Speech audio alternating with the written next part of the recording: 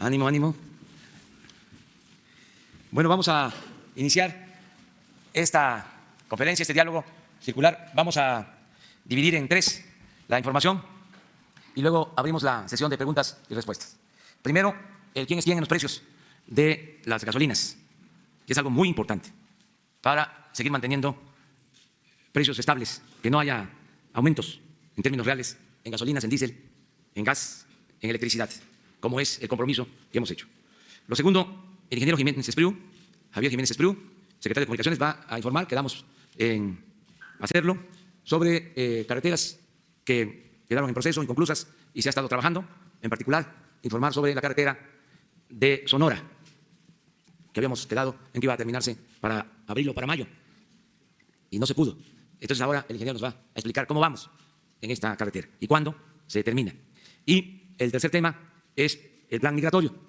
Está regresando de una gira por varios países Marcelo Ebrard y con la participación de Migración, de Bienestar, de la Secretaría de Trabajo, de la Guardia Nacional, pues está llevando a cabo este plan para cumplir con el compromiso de reducir el flujo migratorio sin violar derechos humanos y dando opciones de empleo a migrantes, sobre todo el que pueda llevarse a cabo el plan de desarrollo para los países centroamericanos y para el sureste de México y convertir, que ese es el ideal, la migración en opcional, no forzada. Eso es lo que vamos a tratar el día de hoy. Entonces comenzamos con Ricardo, que nos informa sobre quién es quién en los precios. Buenos días, gracias, señor presidente. En el precio de la gasolina, de quién es quién esta semana, tenemos la gasolina con el mayor margen y el mayor precio en servicios Zacapu, en Zacapu, Michoacán. Esta es la gasolina regular a 22 pesos con 28 centavos, mientras que el margen menor y el precio menor lo encontramos en servicio regio de Centro Tabasco a 17 pesos con 76 centavos. Si vemos la gasolina premium, tenemos el precio con mayor margen y más alto a 23 pesos con 19 centavos por litro en Ajome, Sinaloa, que esta ya ha sido una zona en donde de manera constante se ha mantenido el margen alto y el precio alto. Y también el más económico en gasolina premium a 19 pesos con 12 centavos por litro en Centro Tabasco, que es Coscogas, que también se ha venido caracterizando, aunque no es su giro principal, como quien oferta los precios más bajos en el país en gasolinas. Y si nos vamos al diésel, Ajome, Sinaloa, 22 pesos con 22 centavos y Servicio Regio 12 en Macuspana, Tabasco, con 19 pesos 38 centavos por litro. Lo vemos por marcas y a lo largo de las últimas 4 semanas se ha mantenido como los tres con margen más alto y precio más alto, Chevron, Redco y Arco, mientras que los más económicos también se han mantenido Golf, Orsan y Lagas. Si vemos el tema de verificación en estaciones de servicio, en el sorteo de 125 estaciones de la semana pasada, afortunadamente son menos las que no se dejaron verificar, son 3 en esta ocasión, una en Papantla, Veracruz, una en Guasave, Sinaloa y una en Zihuatanejo, Guerrero. La diferencia más grande que encontramos en esta semana fue de 5.15 mililitros por litro, o sea, no fue en esta semana ningún caso así altamente escandaloso. Sin embargo, se inmovilizaron esas bombas y se están calibrando, que eso es lo que estamos buscando, que todas las bombas estén calibradas.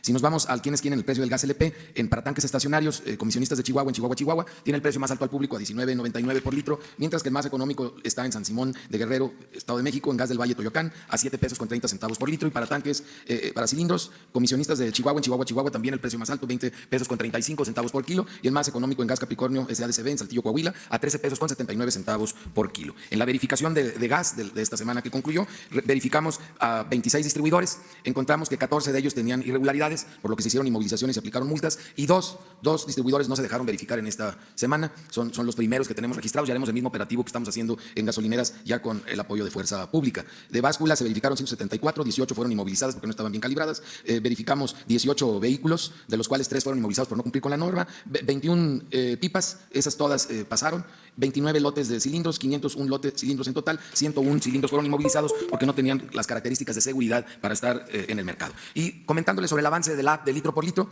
fueron 41,000 descargas de la app la semana pasada, todas fueron por Android, seguimos solamente disponibles en Android, en el sistema iOS estamos esperando que Apple lo apruebe, esperemos sea ya a la brevedad para que también esté disponible en este sistema. Y como buena noticia ya recibimos 174 denuncias por medio de la app, de las cuales el 47% son denuncias sobre estaciones de servicio que no dan litro de litro, 9% porque no había coincidencia en el precio que se anuncia y el precio que se cobra, 7% porque limitaban la venta de combustibles y un 6% porque aumentaban injustificadamente los precios. Ya estamos dando seguimiento a todas las quejas a través de la app. Muchas gracias, buen día.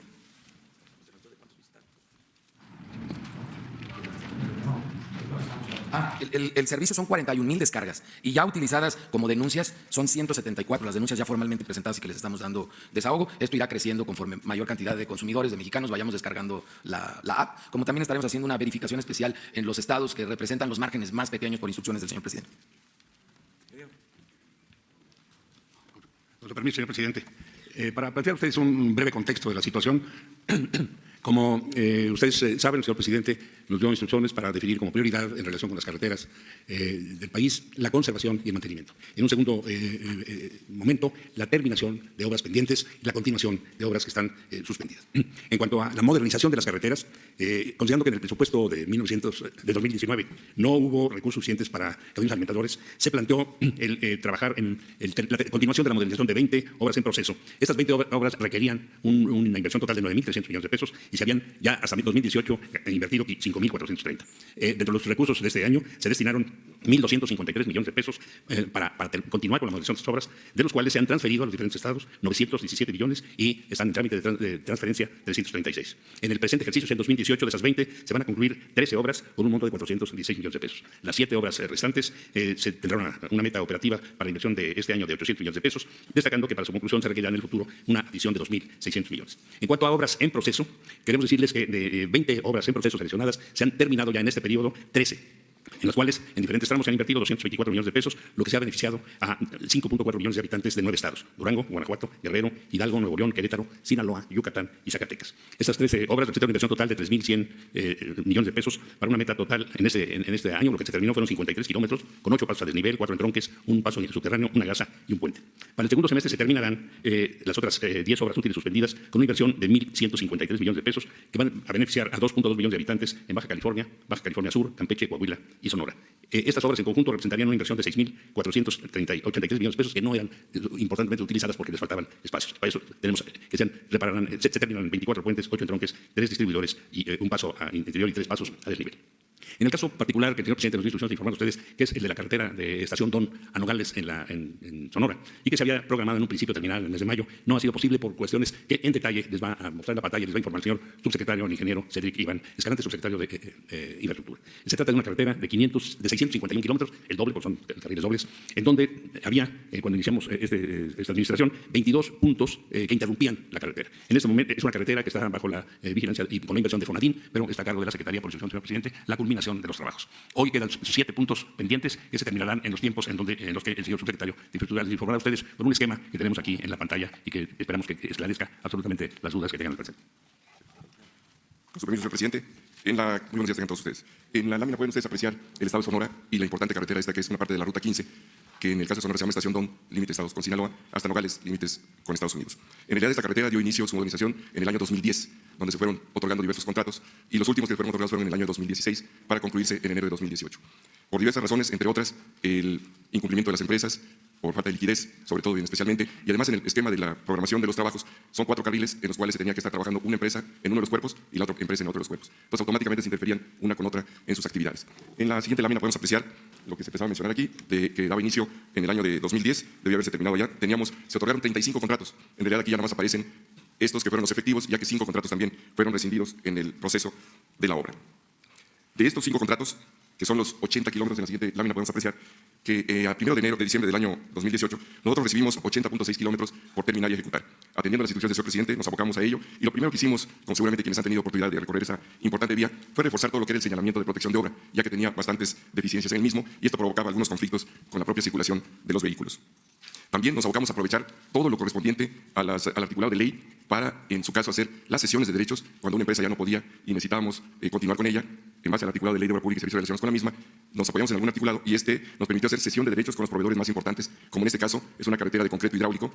Entonces se hizo la cesión de derechos a quien proporcionaba y proveía el concreto hidráulico. Y también en alguna de los otros contratos muy en el norte se hizo también la cesión de derechos a quien fabricaba las traves para el contratista principal. La síntesis de cómo queda, si podemos ver la siguiente imagen, es la que ya aparece. Estamos trabajando en 5 puntos principales, que son en el tramo Estación Don Navajoa. Nos faltan 3.2 kilómetros y este tramo se concluirá el 9 de agosto. Este ya es un compromiso que hemos asumido revisando todos los programas de detalle y tratando de resolver los asuntos, sobre todo de recursos financieros, para que no falte en lo absoluto un peso y se pueda cumplir adecuadamente la obra. En el caso de Ciudad Obregón, Guaymas, también pretendemos terminarlo, como ahí se señala en la lámina, el 9 de agosto. Se está trabajando en una rehabilitación, adicionalmente a la complejidad de la obra, la modernización, los problemas financieros de algunas empresas. A finales del año pasado, la tormenta Huila afectó ahí un tramo carretero que se está rehabilitando. En el tramo Santana, Magdalena y Quino, se está trabajando también en terracerías, obras de drenaje, pavimento, señalamiento de obras complementarias, y esta se concluye el 15 de agosto. Y finalmente, en el tramo Magdalena y Quino, Nogales, esta es la empresa que más problemas, con la cual más problemas hemos tenido, donde se han hecho cesiones de derechos, como les decía, hacia los proveedores importantes, y esta pensamos terminar el 31 de agosto. No dejo de mencionar que adicionalmente, a partir del mes de marzo, tuvimos algunas interferencias con los transportistas de los materiales, que en este caso son agrupaciones de los pueblos yaquis, y por diferencias entre ellos y conflictos propios entre ellos, se nos estuvo bloqueando algunas de las acciones de traslado de maquinaria, pero finalmente el 31 de agosto es nuestra fecha límite para terminar. A sus órdenes. Con su permiso, señor presidente, señores secretarios, compañeras, compañeros. Muy buenos días a todas y a todos. Primero, si me permiten, un comentario breve sobre cuál es el grado de avance del Plan Especial Migratorio, que como ustedes saben tiene 5 vertientes. La primera vertiente consiste en la instalación de la Guardia Nacional, como estaba previsto, en el sur del país, la frontera sur del país. Esto ya ocurrió, ya se ha completado y están trabajando ya como estaba previsto. Está a cargo del general Vicente Antonio Hernández, aquí presente, con sede en Tapachula. La segunda vertiente de trabajo, a cargo del Instituto Nacional de Migración, a cargo de Francisco Garduño, también aquí presente, que consiste en acelerar la integración del personal del Instituto Nacional y desarrollar las actividades que la ley le confiere, especialmente respecto a quienes desean ingresar a nuestro país o transcurrir por el territorio mexicano. Hay un avance muy importante en cuanto al personal faltante, ha hecho un esfuerzo extraordinario el INAMI, y básicamente lo que es la responsabilidad del instituto es aplicar lo que dice la ley mexicana. No es un programa más allá de la ley, lo que dice la ley. ¿Qué dice la ley? Artículo 16. Los migrantes deberán cumplir con las siguientes obligaciones. Segunda, mostrar la documentación que acredite su identidad o situación migratoria regular cuando les sea requerida por la autoridad migratoria. Fracción tercera, proporcionar la información y datos personales que les sean solicitados por las autoridades competentes. Esto quiere decir, en esencia, que las personas que deseen visitar, trabajar o cruzar nuestro territorio deben presentar su documentación y deben dar la información a la autoridad migratoria, lo que dice la ley. Artículo 37. Para internarse al país, los extranjeros deberán, fracción primera, presentar en el filtro de revisión migratoria ante el INAMI los siguientes documentos. Inciso A, pasaporte o documento de identidad y viaje. Inciso B, cuando así se requiera visa. Inciso C, tarjeta de residencia o autorización en la condición de estancia de visitante regional, trabajador fronterizo o visitante por razones humanitarias. Lo que está haciendo el Instituto Nacional de Migración es cumplir con estas disposiciones legales. La ley mexicana no prevé que haya personas sin registro o sin notificar a la autoridad migratoria en nuestro territorio. Pero eso está en la ley, no es una decisión que hayamos tomado nosotros. La ley así lo establece. Entonces, el Instituto Nacional de Migración está llevando a cabo las acciones para cumplir con esas disposiciones legales vigentes. El tercer campo de trabajo, a cargo de Javier Maya, aquí presente, subsecretario de Bienestar Social, tiene que ver con la expansión de Sembrando Vida en el sur del país. Como ustedes recordarán, el señor presidente de la República ordenó que se ampliara el número de hectáreas dentro de este programa en el sur de México. Estamos hablando de Chiapas, de Tabasco principalmente, y es lo que está haciendo la subsecretaría a cargo de Javier Maya, y van avanzando conforme a lo previsto. El siguiente rubro está a cargo de Horacio Duarte, subsecretario del Trabajo. Hoy está haciendo un recorrido, por eso no nos acompaña. El informe a cargo de él es que tienen el apoyo ya a 16 albergues en la frontera norte, 3.700 puestos de trabajo ofrecidos por la industria en el norte del país, y al día de hoy hay 327 personas ya trabajando, que era el objetivo principal, el ofrecer el trabajo a las personas que están esperando en México para su audiencia en los Estados Unidos. Ahí había una limitación legal y Horacio ha visto lo necesario para que sí puedan trabajar en tanto están esperando. Entonces, es una buena noticia porque no lo habíamos podido resolver. Esto nos va a ayudar muchísimo. Entonces, son 16 albergues y los números que les acabo de dar en cuanto a puestos de trabajo. Y la última de las vertientes que se acordaron tiene que ver con la relación con los países de Centroamérica, organismos internacionales, para atender las causas de fondo que generan la migración, el flujo migratorio. El grueso de la migración que estamos enfrentando es una migración forzada por la pobreza. Pobreza en primer lugar, quizá más del 90%. Por consiguiente, se tienen que tomar acciones para atender eso. ¿En dónde? En El Salvador, en Guatemala y en Honduras.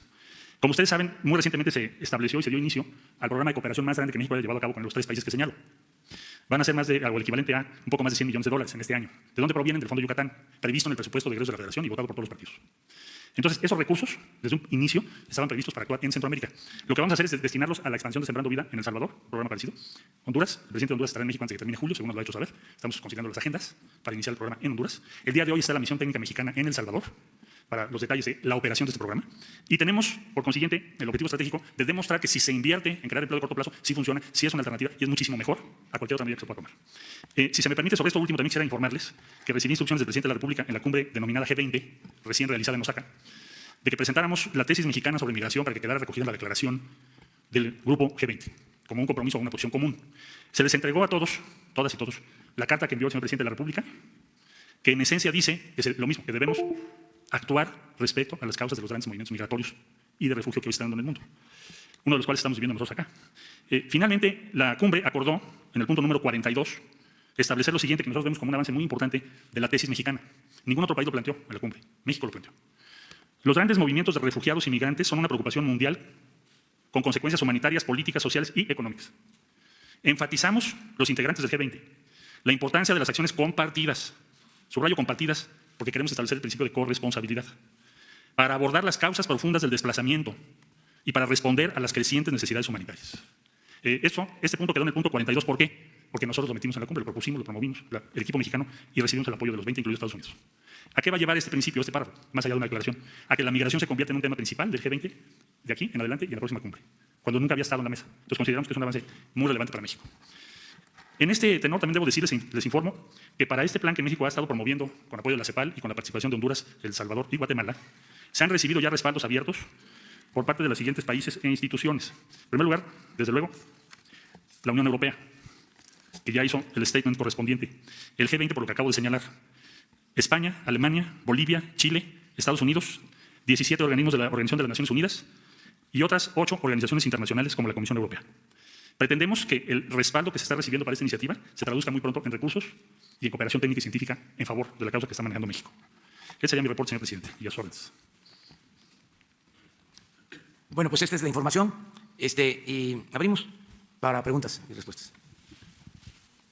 Buenos días, presidente. La primera pregunta se la quisiera hacer al canciller Marcelo Ebrard o al titular del Instituto Nacional de Migración. Hoy en el Heraldo de México publicamos una nota de cuánto cuesta transportar ilegalmente a un niño de El Salvador a Los Ángeles. Cuesta $8,000. Mi pregunta es, ¿qué está haciendo el gobierno mexicano? O más bien, ¿cuántas bandas han identificado y cuántas denuncias penales se han hecho sobre este tema?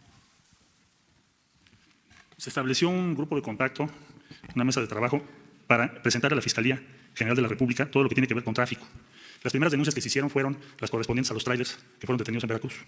Ya llevan otras. Probablemente tengamos ya en este momento, si no mal recuerdo, del orden de 11 carpetas de investigación, pero corresponde a la Fiscalía General de la República informar el detalle del avance que se tiene. Sí es, ya lo habíamos comentado, un objetivo estratégico que cese la impunidad con la que están trabajando los traficantes de personas, porque ponen en riesgo a las personas. Y por esa razón se pidió a la Fiscalía General de la República ese grupo de enlace y ha habido muy buena disposición de la Fiscalía para que no queden impunes estos casos, porque si no, ¿de qué sirve? Se detiene el trailer, se detienen los vehículos, la gente sufre mucho, paga muchísimo dinero, pueden hasta perder la vida y no hay una sanción a los que lo están organizando. Entonces sí se le está dando diría yo, un grado de compromiso y de atención que no era lo común y corriente. Ahora sí hay que estar trabajando en esto para desarmar esa red de tráfico de personas, porque son lo que son. Presidente, el día del informe, no recuerdo que usted haya hablado sobre los centros integradores. ¿Cómo va este tema? ¿Están ligados también con el Banco del Bienestar? ¿Cuál es el estatus de este banco y cuál es el estatus de los centros integradores? Gracias. Bueno, estamos organizando la atención desde abajo, desde las comunidades. México tiene más de 200,000 localidades. Hay mucha dispersión, porque son comunidades, la mayoría, de menos de 500 habitantes. Es complicado el ofrecer los servicios cuando se trata de miles de localidades. Por eso se definió aplicar como estrategia la creación de centros integradores de servicios, que son localidades con más población, ubicadas de manera estratégica en lo geográfico, a las que pueden asistir comunidades más pequeñas, y en estos centros integradores instalar, establecer todos los servicios, es decir, educación básica completa, educación media superior, e incluso universidad pública, lo mismo para salud, unidad médica rural, del IMSS y Bienestar, o centro de salud, incluso un hospital para atender toda la región. Se han definido 10,000 centros integradores. En estos 10,000 centros integradores también, como servicio, van a funcionar sucursales del Banco de Bienestar. Actualmente, para tener una idea, de los cerca de 2.500 municipios del país, se tiene sucursales bancarias en 1.200 aproximadamente.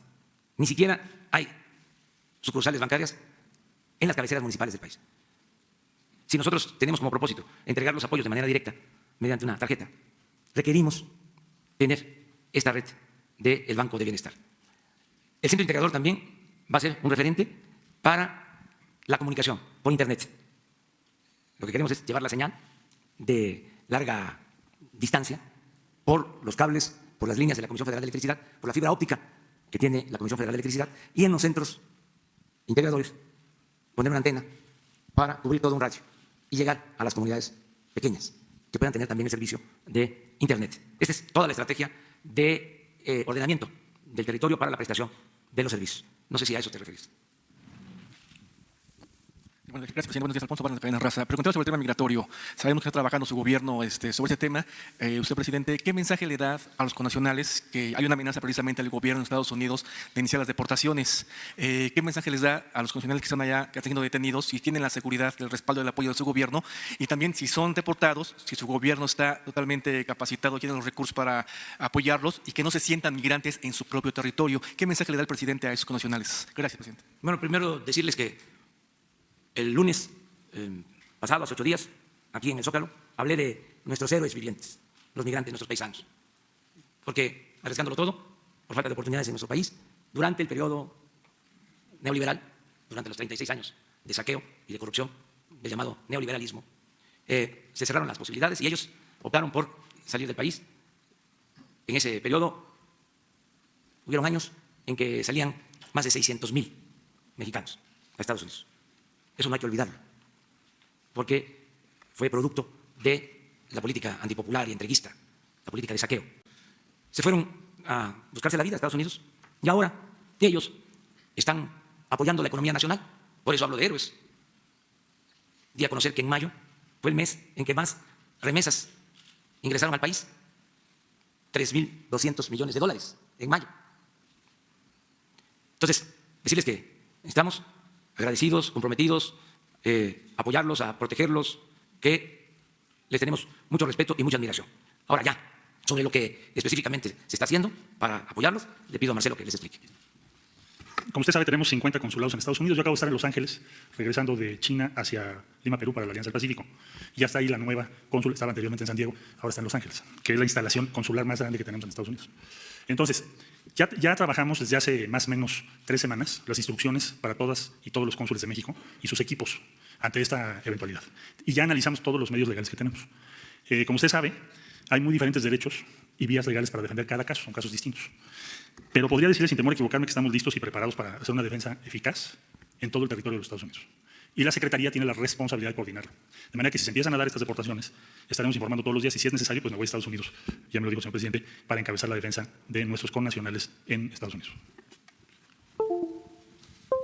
Luego nos vemos en medio, a la izquierda. Buenos días, señor presidente. Los últimos serán los primeros. Gracias, buenos días. Rodrigo Aguilera, de Siempre Libres de Jalisco, Nayarit. Quedó pendiente desde la semana pasada, yo sé que hay muchos temas. La visita de la secretaria de la Función Pública para aclarar los recortes y también la información en torno a su delegado del Gobierno Federal en Jalisco, el doctor Carlos Lomelí. Sí, creo que en esta semana se tiene ya el informe con el dictamen específico acerca del coordinador en Jalisco. Si les parece, para esta semana le pedimos a la secretaria de la Función Pública, a Ismael Sandoval, que esté aquí con ustedes. Y ya por último, el tema de los nombramientos de los que van a ser ahora subdelegados en la estructura del Gobierno Federal, porque persisten en prácticamente todas las entidades del país los mismos funcionarios que estaban en la administración anterior. Sí, es un proceso que tenemos que continuar. Tenemos que ir, lo digo pues de manera respetuosa, pero para que se entienda bien, se tiene que ir limpiando de arriba para abajo, como se limpian las escaleras. Y ya se comenzó y lo vamos a seguir haciendo, porque durante muchos años ocuparon cargos quienes no tenían vocación de servicio, que lo que les importaba era obtener su sueldo, sus prestaciones, en una concepción muy individualista, no de servidores públicos. Entonces, estamos buscando que quienes ocupen los cargos sean primero honestos. No queremos corruptos en el gobierno. Cero corrupción. Ya lo dije en Chiapas y lo he repetido y lo voy a volver ahora a decir. Fuchi con la corrupción. O sea, estigmatizar la corrupción. Es algo abominable. Muy contrario del pensamiento que prevalecía. Arriba. Desde hace mucho tiempo. Decía don Jesús Silva Gerso, papá de Jesús Silva y abuelo de Jesús Silva, escritor. Don Jesús hablaba de la corrupción en México y decía, y el peor de los males es que ni siquiera pierden su respetabilidad. Estoy hablando de un ensayo de don Jesús Silva Gerso de los años 60. No, hizo una descripción de la corrupción postrevolucionaria, de cómo creció, cómo con el presidente Luis Cortines bajó y cómo volvió a subir posteriormente. Entonces sí, yo creo que este escrito lo hizo como en los años 60, pero ya hacía mención al fenómeno de que se exaltaba al corrupto. Se veía como algo normal. Es un ejemplo a seguir. Ya le estaba, desde luego, la frase famosa aquella de que la moral era un árbol que daba moras. Esa se pronunció antes. Pero después del escrito de don Jesús hubo otra frase: político, pobre, pobre político. Y todo lo que se padeció en el periodo neoliberal. El otro día dije en Chiapas que el saqueo de los últimos años no tenía comparación en la historia, que fue mayor que el saqueo que se llevó a cabo en los 3 siglos de dominación colonial. Y vi que un periódico encabezó como diciendo que estaba yo exagerando. Puedo probarlo. Ahí les dejo de tarea. Nada más, ¿cuánto se llevaron en los 3 siglos de dominación colonial de oro y de plata a España? ¿Cuánto se extrajo entonces? ¿Cuánto se extrajo en el Porfiriato, que fue otra época importante de la minería? ¿Y cuánto se extrajo en el periodo neoliberal? Y van a tener las cuentas de lo que estoy explicando, solo en una rama de la economía.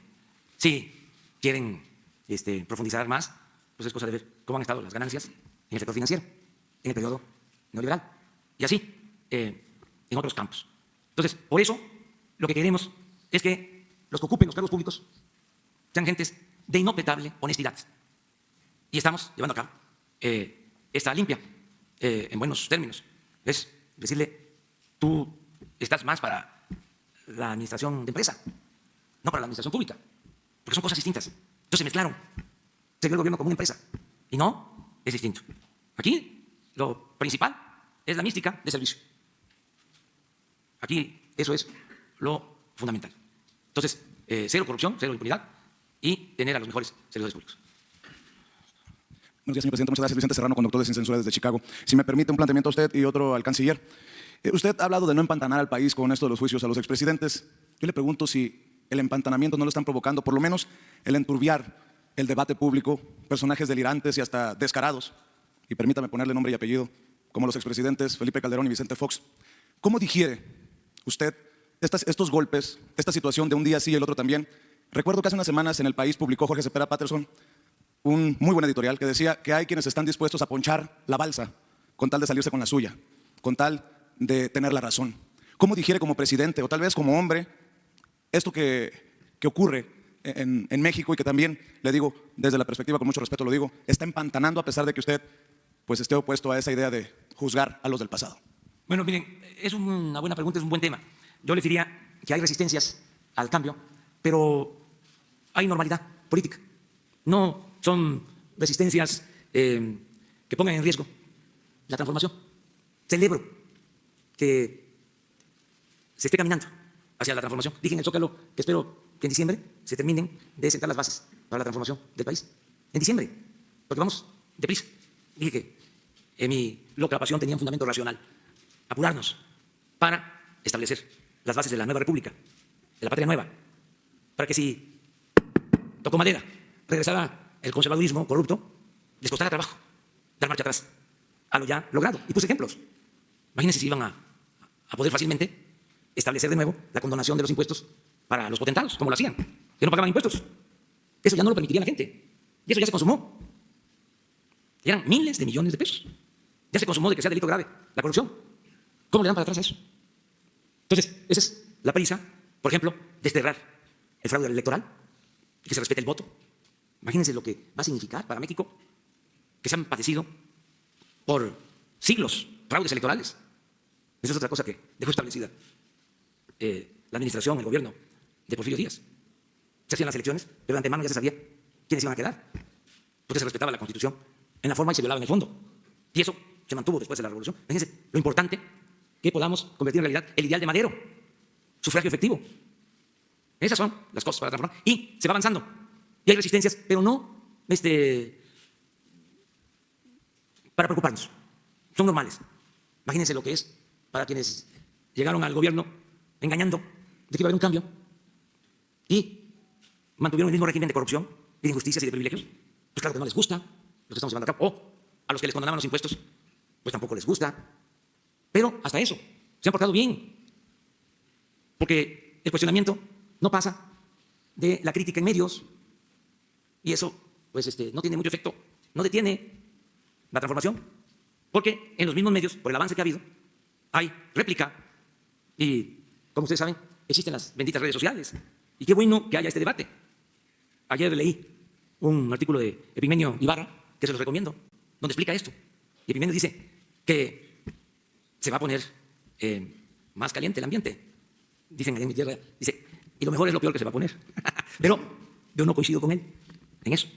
Él hace un buen análisis del porqué de la resistencia, ¿no? Coincido desde luego de que esa resistencia es porque se está llevando a cabo, de verdad, una transformación. Y de manera pacífica, imagínense, lo que tenemos que felicitarnos todos, los mexicanos, incluyendo a nuestros adversarios. Llevar a cabo una transformación sin violencia. Las 3 transformaciones que han habido en la historia de México se han tenido que hacer con las armas. Así se presentaron las circunstancias. Esta transformación la estamos llevando a cabo de manera pacífica y es una revolución de las conciencias. Es algo muy importante. Entonces, entender que es una ruptura, no es cualquier cosa, no es un simple cambio de gobierno, es un cambio de régimen. Por eso, yo siento que vamos muy bien, no ha habido mayor problema, se garantizan las libertades. Este problema que se presentó con la Policía Federal, le dieron todas las libertades, se van a seguir dando, todas las libertades de manifestación, 0 represión. No vamos nosotros a actuar de la misma forma, se acaba el autoritarismo. Esa es la transformación. Y nos atenemos a que todos actuemos de manera responsable. El que no tiene razón, el que no está luchando por una causa justa, pues no va a tener apoyo, no va a tener respaldo. ¿Qué dije cuando se presenta el movimiento de la Policía Federal? Que no había motivo, porque no se está despidiendo a nadie, porque no se les están quitando prestaciones. Es un proceso que se está llevando a cabo porque necesitábamos de la Guardia Nacional. Sin embargo, quisieron presentar la inconformidad como una injusticia y no hay materia. Al contrario, lo digo de manera respetuosa, cada quien es libre de sus actos y responsable de sus actos. Pero imagínense una policía que se indiscipline y que toma las calles. ¿Qué imagen da? ¿Quién va a apoyar eso? Entonces, todos tenemos que entender que esto ya cambió, porque ya cambió la mentalidad del pueblo. Y eso es lo más difícil de lograr. Pero cuando cambia la mentalidad del pueblo, cambia todo. ¿Qué fue lo que se expresó el año pasado? Los analistas políticos no han querido internalizarlo, se niegan a comprenderlo. Un cambio de mentalidad. Es otro país, es otra realidad. Y ya no se puede seguir tratando de ver esta nueva realidad con los mismos elementos o factores con el que se medía la situación en el antiguo régimen.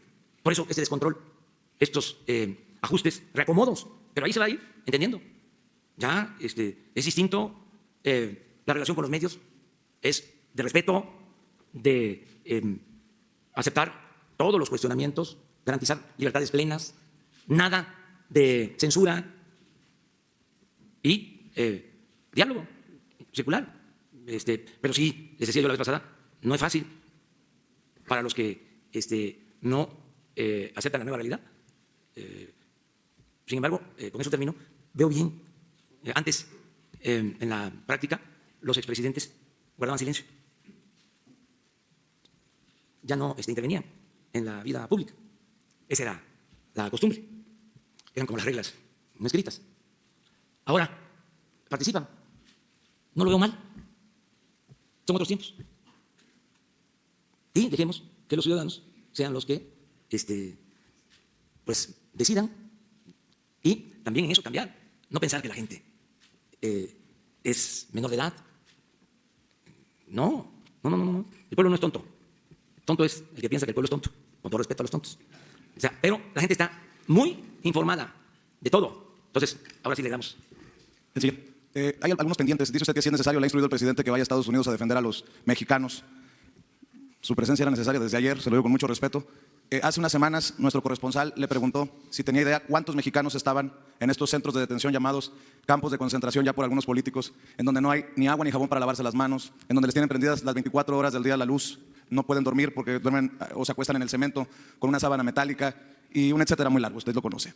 ¿Tiene definido cuántos mexicanos están en estas condiciones y cuál es su opinión de esta situación? Y si me permite, hace 3 o 4 meses usted me prometió personalmente que iba a hacer una evaluación sobre la vida faraónica que ha reinado por muchos gobiernos, en los gobiernos neoliberales, en consulados y embajadas.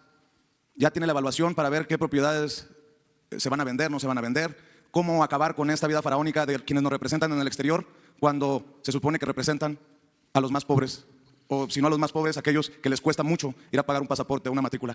Gracias, canciller, lo escucho. No, gracias a ti. Bueno, hemos ahorrado 370 millones de pesos, se han reducido los viajes, estamos contrayendo todos los gastos que puedan considerarse como prescindibles en el servicio exterior, siempre y cuando no se afecte el corazón de nuestra actividad, porque en tu propia pregunta está la respuesta. Se necesita una labor de protección inmensa en Estados Unidos. Entonces estamos redirigiendo recursos. Acabo de estar en Los Ángeles. He ido varias veces a Estados Unidos y todas las veces que he ido a Estados Unidos es a defender los intereses de México. Y por supuesto, si es necesario las próximas semanas respecto a las deportaciones, pues ahí estaremos también. Pues vamos a ver qué es lo que ocurre. En los centros hay muy pocos, casi no hay mexicanos. ¿Por qué? Muy pocos, porque son repatriados de inmediato.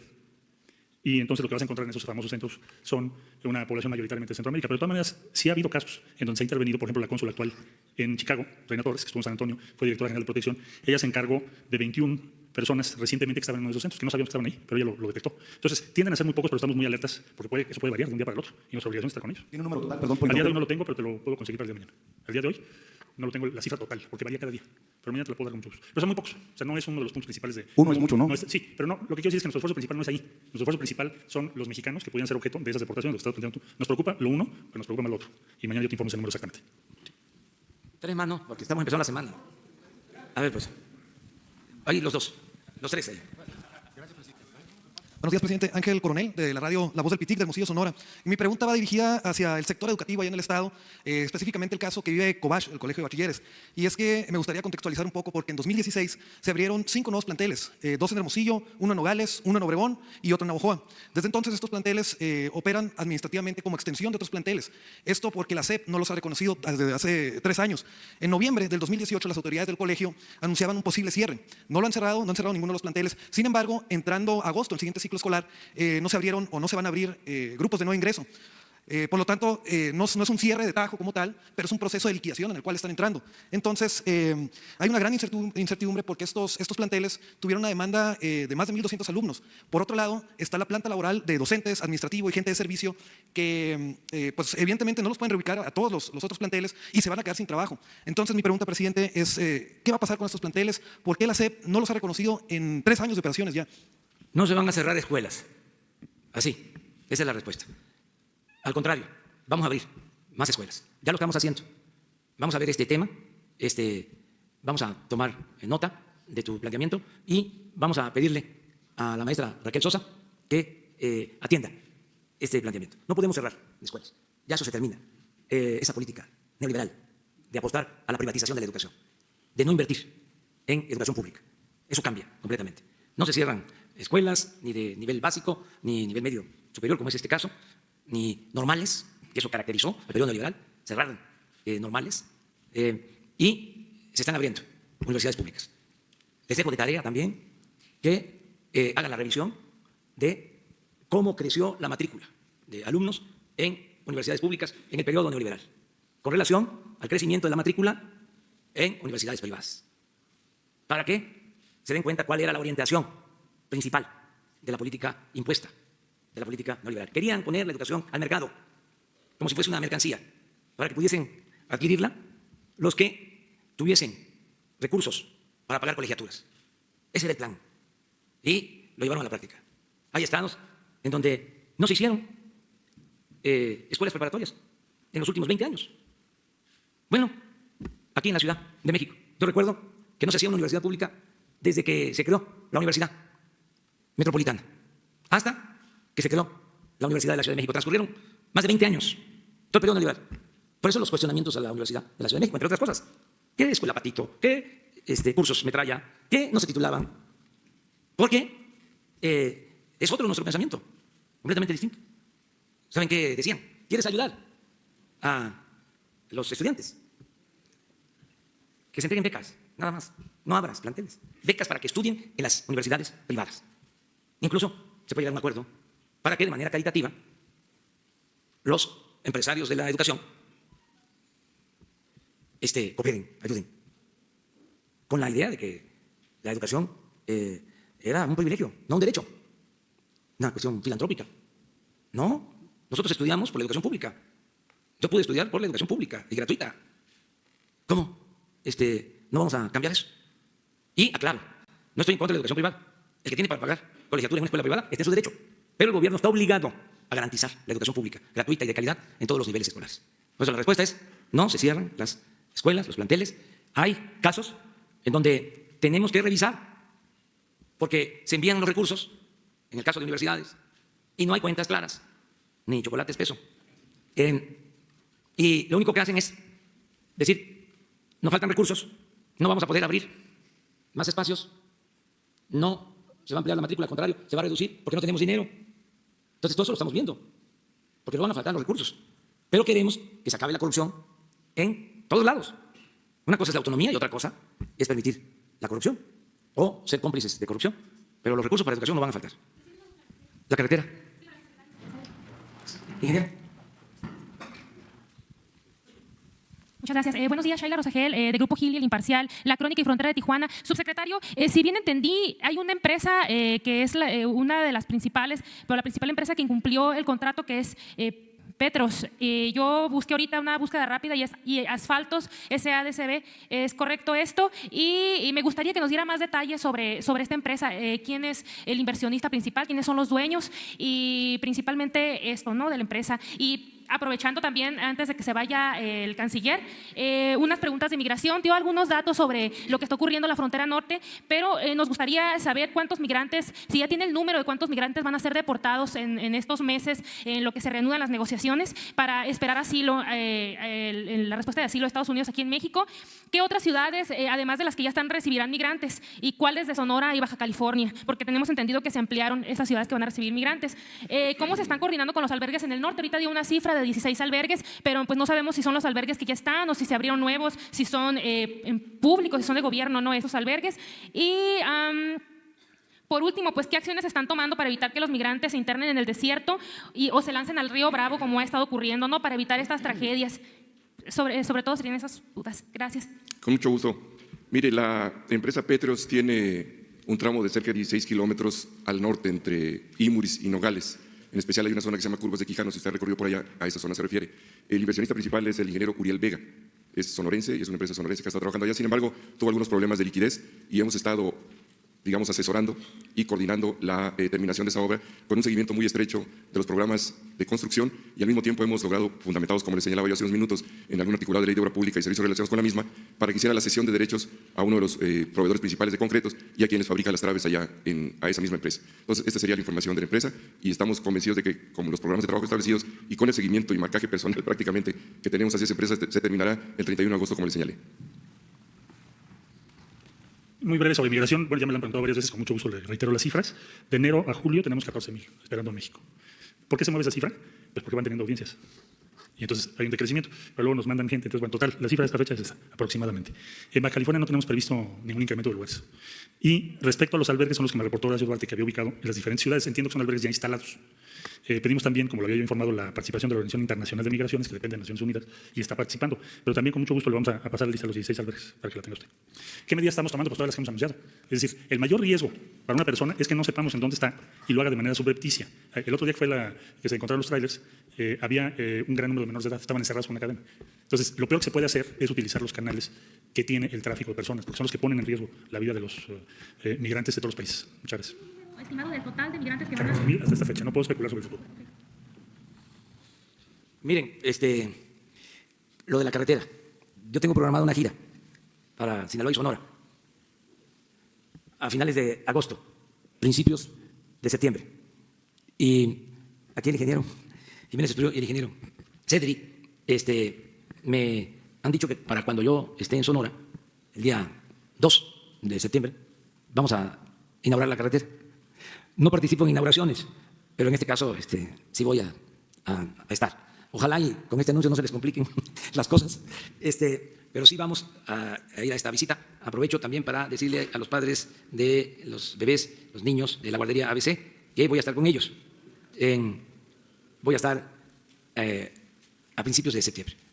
Voy a estar como quedamos. Vamos a hacer la segunda reunión allá, en Hermosillo. Voy a estar con ellos, ya para hablar de Sonora. Dos más, porque hay mucha agenda. Campeche, adelante. Sí, muchas gracias. Enrique Pastor Cruz Carranza, Club de Periodistas de México, columna A Fuego Lento. Señor presidente, gracias por darme la palabra. Y habla usted de resistencias, habla usted de gentes que están en contra de que se avance en la cuarta transformación, habla usted de corrupción dentro del gobierno, de lo que se está combatiendo a fondo. Yo vengo de Campeche y quiero decirle, señor presidente, que en Petróleos Mexicanos, que por cierto usted ordenó antes de la campaña como presidente electo y como presidente de la República que se descentralice a Ciudad del Carmen, hasta la fecha no se ha llevado a cabo sus instrucciones. Pero sí se están dando ya contratos directos a empresas como Energy y a empresas como Marinza, arriba de más de 250 millones de dólares. Esto en la economía del Carmen, que fue el municipio más colapsado con la mal llamada reforma energética, hace y deja marginados a las demás empresas que están intentando participar. La primera pregunta sería, señor presidente, hay resistencias en Pemex que no se cumple su instrucción de que se descentralice a la isla del Carmen. La segunda, señor presidente, hay resistencias. Efectivamente, tuvimos el pasado miércoles una reunión en el Club de Periodistas de México con el director de Fonatur. Nos dio una explicación muy amplia de lo que es el Tren Maya, que es un plan integrador que usted muy atinadamente, viendo hacia el sureste de la República, la zona más abandonada de este país históricamente, crearía una gran vía de desarrollo.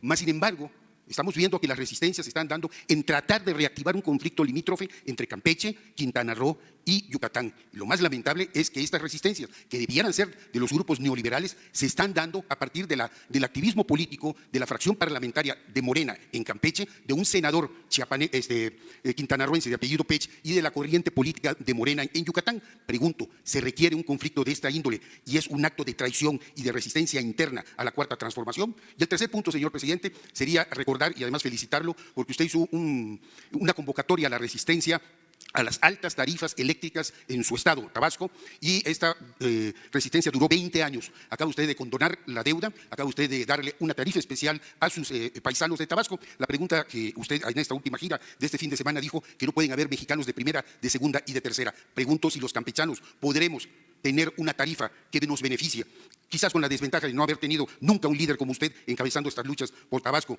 porque hemos sido pacíficos. Preguntaría yo a usted, señor presidente, con todo respeto. No, nada, usted ha hecho resistencias pacíficas, ¿sí? Lo que pasa es que haya como que falta un poquito de temple, y cuando lo hay, pues hay bloques mediáticos que tienen dominada la entidad. Por eso estamos aquí, gracias, pero también quiero decirlo a su oficina de comunicación, porque nunca nos acreditan desde el año 2000 hasta la fecha en giras presidenciales. Y aquí recibí un trato que verdaderamente marca la transformación. La pregunta sería esa: ¿habrá posibilidades de que los campechanos, que tenemos circunstancias similares al clima, podamos ser reconsiderados en este sentido? Gracias, señor presidente. Sí, mire, son tres cosas. Primero, que sí se va a cumplir el compromiso de que Pemex se traslade a Ciudad del Carmen, Campeche. Se va a cumplir ese compromiso. Ahora, por la emergencia, porque se nos estaba cayendo la producción, nos heredaron una situación muy complicada de pérdida de volúmenes de producción de petróleo y teníamos que intervenir, como lo hicimos, y parar la caída. Ya lo logramos, ya se logró estabilizar la producción en poco tiempo. Pero fue una situación complicada, muy difícil. Y esto llevó también a iniciar de inmediato lo que estaba parado, es decir, la perforación de pozos para extraer crudo y gas. Entonces ya se firmaron contratos y están en proceso de ejecución los trabajos en tierra y en aguas someras, en Campeche, en Tabasco. Ya estamos trabajando en 22 campos petroleros y ya pronto vamos a mejorar la producción. Ya estamos saliendo de ese problema que nos dejaron. Para no decir bomba de tiempo, podemos decir esa papa caliente, porque no hay que usar esos términos tan duros, pero fue una papa caliente. Bueno, ya, la libramos. Hay que ver cómo está lo de los contratos. Eso lo podemos informar. Te vamos a dar toda la información. El director de Pemex te va a informar el porqué de esos contratos, cómo se hicieron, la transparencia que se necesita en cuanto al otorgamiento de los contratos. En cuanto al Tren Maya, vamos a enfrentar muchos obstáculos, pero lo decía yo, la 4T, de todas maneras va caminando. Lluvia de amparos, ¿sí?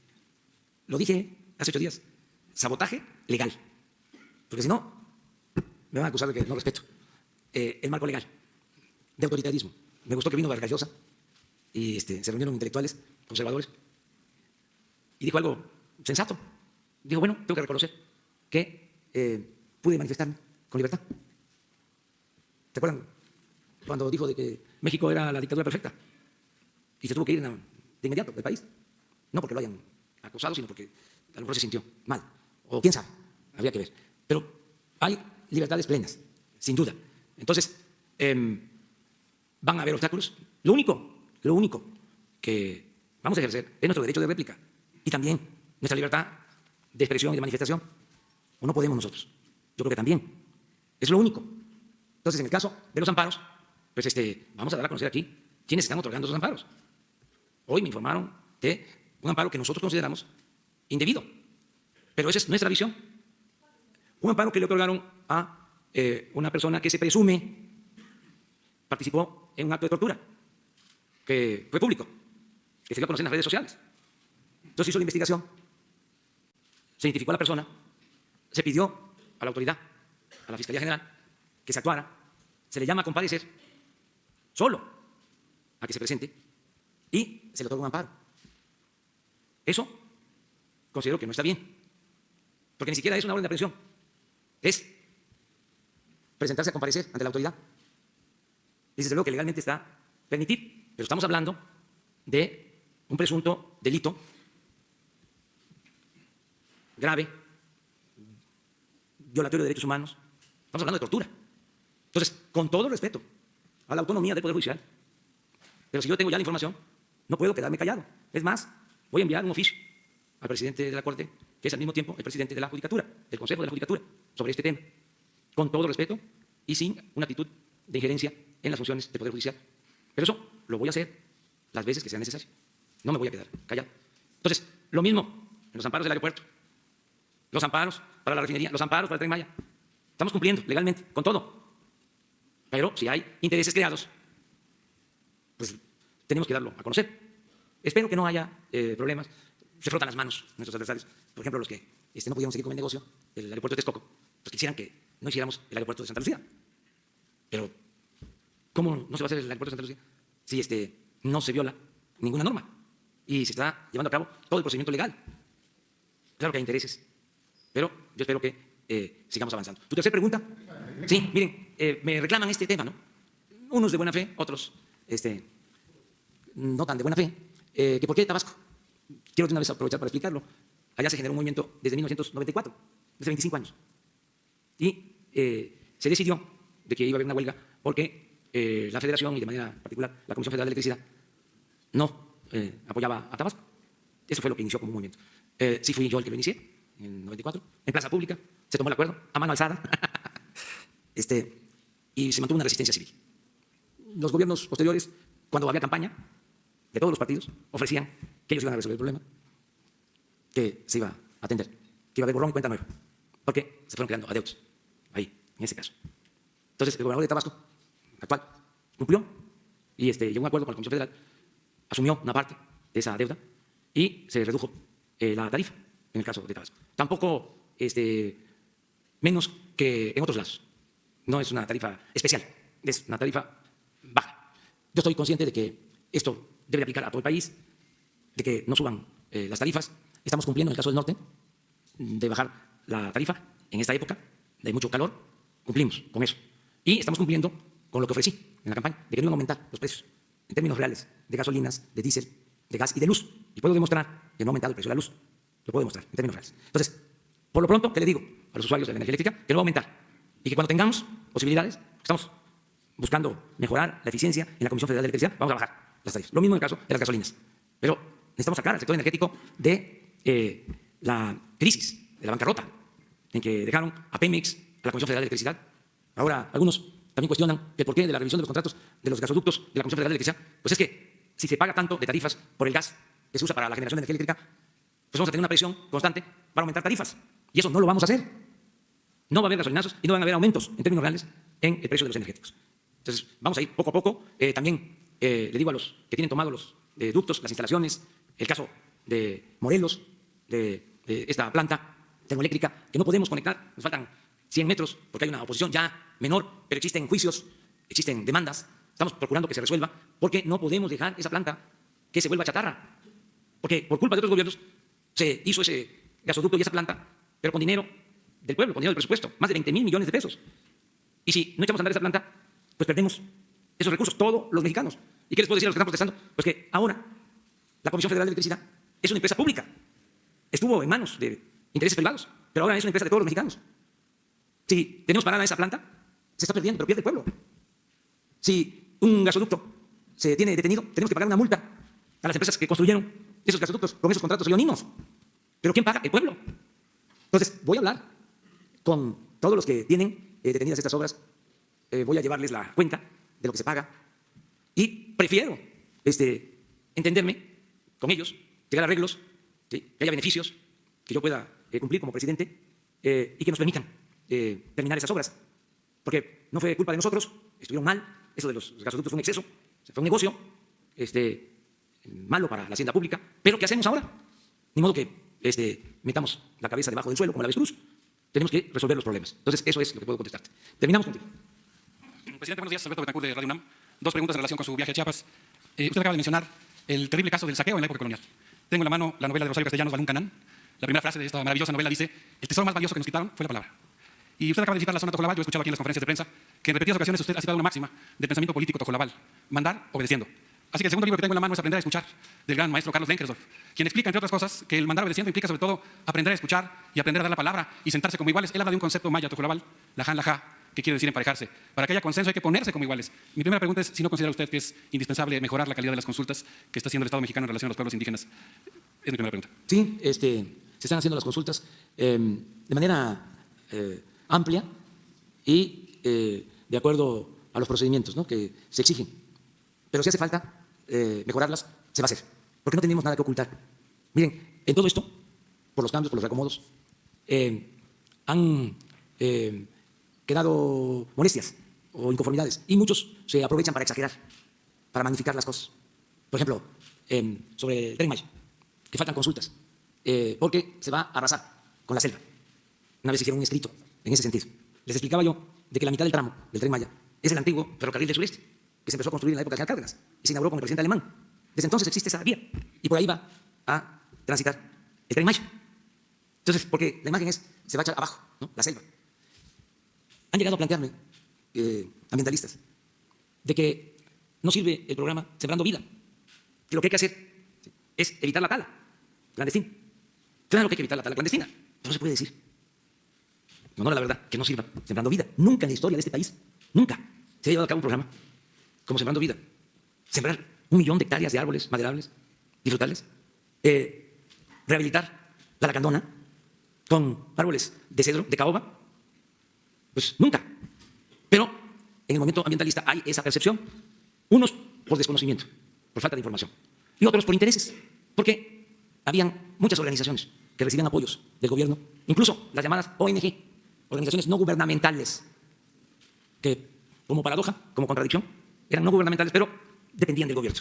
Entonces se ha generado toda una campaña en ese sentido. El otro día un periodista que yo estimo mucho, inteligentísimo, de izquierda, un hombre íntegro, me dice: es que hay militarización en Chiapas. En una entrevista. Digo: no, eso no existe. No, ¿cómo no? Y vuelos rasantes. Y ya me reí. Digo: es una fantasía. ¿Cómo vuelos rasantes? Acabo de estar en Guadalupe Tepeyac. Claro que me pregunté, pero es parte de una concepción propia de lo que era el antiguo régimen. Si se trataba de un régimen autoritario, pues entonces sí. ¿Cómo confiar? ¿Cómo no dudar? Pero también nos ofende. Le dije a mi amigo: oye, yo no estoy aquí de florero, de adorno. Quiere decir que hacen vuelos rasantes en las comunidades de Chiapas y yo no me entero. No. Pero pasan estas cosas. Lo mismo, el plan de austeridad, las exageraciones, ¿no? Y muchos preocupados, ahora que fui al recorrido, lo primero que tenía yo que decirle a los trabajadores del Bienestar: ¿saben qué? No desaparece el programa. Y me reía y aplauso. Pero no por mi risa, sino porque realmente estaban preocupados por la campaña de rumores. Pero si informamos, como lo estamos haciendo aquí, no va a pasar nada. Y si ese es el costo que se tiene que pagar por la transformación, no es nada. O sea, esto aclarando. Si hace falta más consulta, se hace. Pero, por ejemplo, en el Istmo, la mayoría de las comunidades tienen el proyecto. La mayoría. ¿Cómo no van a querer? Si es trabajo, si es empleo, si es bienestar, si no es despojarlo de sus tierras. Se quedaron algunos con lo del proyecto Puebla-Panamá o la cooperación que había entre Estados Unidos y México, que en efecto era armamentista, que nos entregaba a Estados Unidos. Y ojalá y la prensa conservadora lo destaque. Se tomaba la foto el embajador de Estados Unidos entregando helicópteros para la acción militar. Esa era la cooperación. ¿Cuál es la cooperación que queremos ahora? Cooperación para el desarrollo, para impulsar proyectos productivos, para crear empleos. Es distinto. Entonces, pero se quedaron con el pueblo de Panamá y la destrucción de la selva, cuando es lo opuesto. A veces ofende, como cuando el Reforma sacó de que nos íbamos a quedar, o que iba a crearse la partida secreta, como cuando Salinas, o sea, es una falta de respeto, ¿no? O sea, que confundirnos, o sea, no, está bien que no le caigamos bien a la Reforma, pero todo tiene su límite, ¿no? Claro, aprender a autolimitarnos, no vamos a poner nosotros los límites, pero todos tenemos que aprender a autolimitarnos.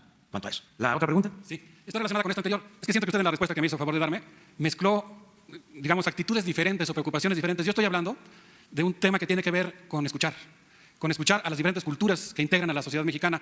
Pensaba en el documento, por ejemplo, que fue firmado por un grupo de expertos muy comprometidos con la defensa del patrimonio biocultural, que señalaron que los proyectos como el Tren Maya o el ferrocarril transísmico requieren de un diagnóstico biocultural y requieren que se cumpla con la norma que establece, de acuerdo al tratado firmado por nuestro país, que haya una consulta sobre el tema con observadores internacionales. Entonces, mi pregunta es si usted considera que existe un solo modelo de desarrollo o si piensa que sería posible, a partir de un ejercicio de escucha y de planeación participativa, que formuláramos lo que podríamos llamar un desarrollo endógeno, basado en los propios valores de lo que la gente en las comunidades locales plantea y quiere para su región. Es que eso es lo que estamos haciendo, escuchando a la gente. Es un gobierno del pueblo, para el pueblo y con el pueblo. Yo escucho todos los días a la gente. Disculpa que tenga que contextualizar, pero así deben de ser las respuestas. Fui el fin de semana a Chiapas y escuché a miles de campesinos indígenas de todas las culturas sobre distintos temas, problemas, constantemente. Y el Instituto Nacional de Pueblos Indígenas está llevando a cabo consultas, tanto con el Tren Maya como en el Istmo. A lo mejor no se sabe que se tienen estas consultas, pero te vamos a dar la información de todas las asambleas que se han realizado en las comunidades, con las actas. ¿Por qué se piensa, ¿no?, que las consultas son las de mano alzada? ¿Sí? Porque lo hago también para polemizar. Me gusta eso. Porque, a ver, se parte de la idea de que la gente no tiene información o no tiene criterio o es manipulable, como era antes. El pueblo no existe, decían los políticos. La política es asunto de los políticos. Entonces, como hay grupos que se sienten representar a los ciudadanos, al pueblo, a la sociedad civil, expertos, pues siempre, cuando hay una asamblea, es el pueblo. ¿Qué es la sociedad civil?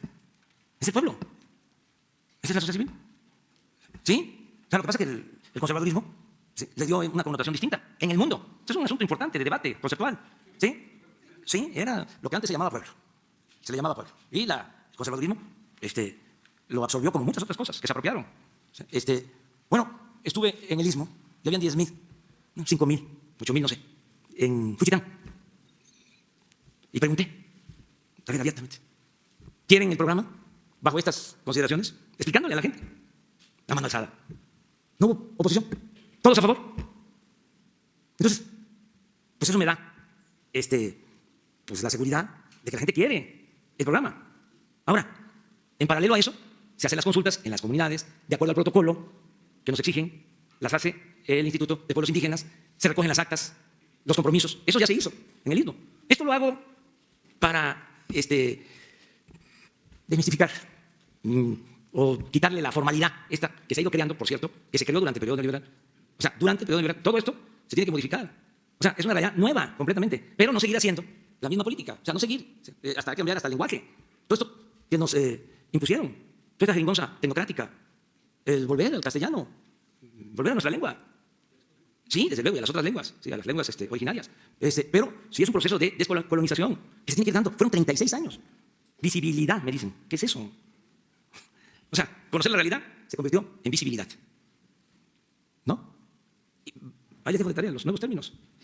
Hay uno que vi hasta un letrero de un partido. Dice, por la resiliencia. Resiliencia. Resiliencia. La resiliencia. Me quedé de a 6. Lo bueno que era un partido opositor de nosotros, ¿no? Entonces decía, pues ya lo entendieron. Seguramente. Ya lo entendieron. Entonces crearon todo un nuevo lenguaje, ¿no? Políticas públicas, etcétera, etcétera, etcétera, etcétera, etcétera, etcétera, etcétera. De veras. Entonces, antes se decía que uno era pues inteligente, ¿no? Si hablaba físico. Sí, se le decía, hablar físico, ¿no? Cuando se escribía, se decía siempre, ¿no? Los fantoches decían, bájalo, ¿no? Y no, súbele. O sea, escribe bien, sí como escribe este señor. O sea, sí. ¿O tú usas esos términos? Bueno, nos vemos mañana. Adiós, adiós.